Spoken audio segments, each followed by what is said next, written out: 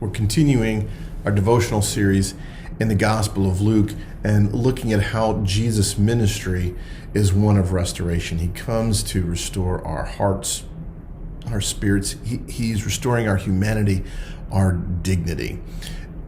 One of the ways that our dignity is undermined is when we are dismissed, maybe by coworkers or even our family.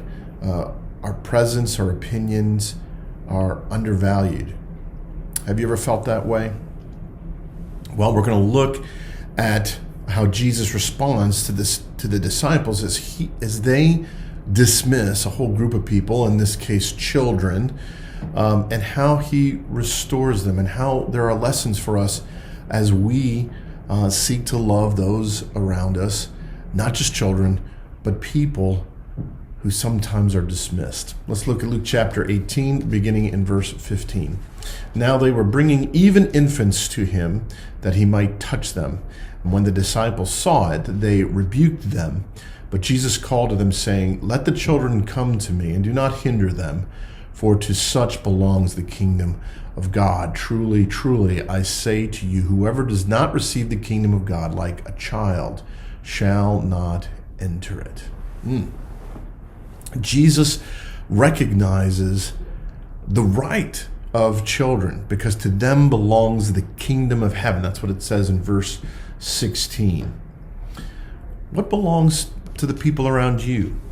Well, we can say that all people are deserving of dignity, of our respect. But functionally, it's easy to deny people these things depending upon where they fall in the pecking order of things, in the power structures that we live in. The boss at work gets to push us around, humiliate us. So we have the temptation when we come home from work to kick the dog. Why? Because we can.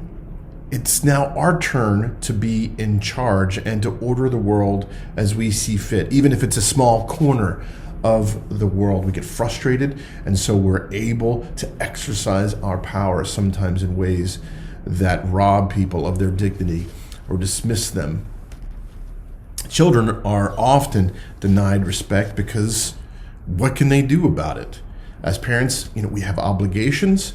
There's the work, there's bills, there's even the responsibility of taking care of the child. So considering the perspectives of others, in this case a child, can really complicate our lives. Of course, this tendency to ignore complicating opinions is not limited to our children. Anyone who's in a weaker position is easy to ignore. The people we supervise, the hourly worker, the elderly. Now, I think you all know what this is.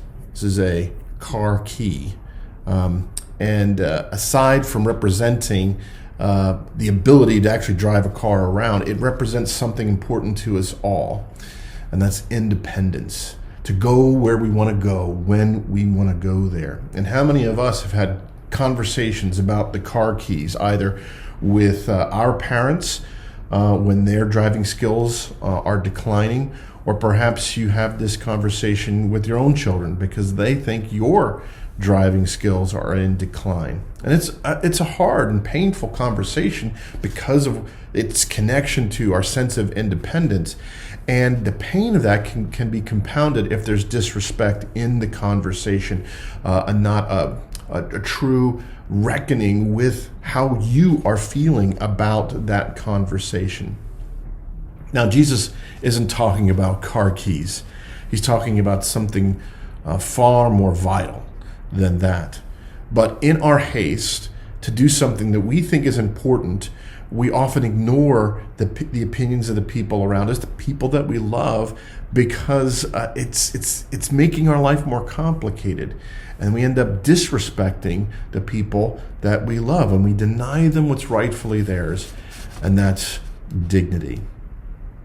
I learned this powerful lesson in an unexpected way, and in how that powerful truth was embodied in the most subtle of gestures. A number of years ago, I was at a church gathering at the church where my brother was pastoring, and he was interacting with the people that were there, and then a small child came up to him. And I don't know what the little girl wanted, but my brother stopped what he was doing and he kneeled down to look her in the eye, and so she could look him in the eye. And he had a relaxed smile on his face, as if he was happy to talk with her.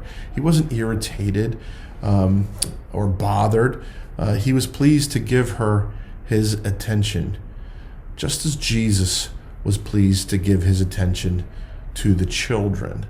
And there I saw the embodiment of respect, even for a small child.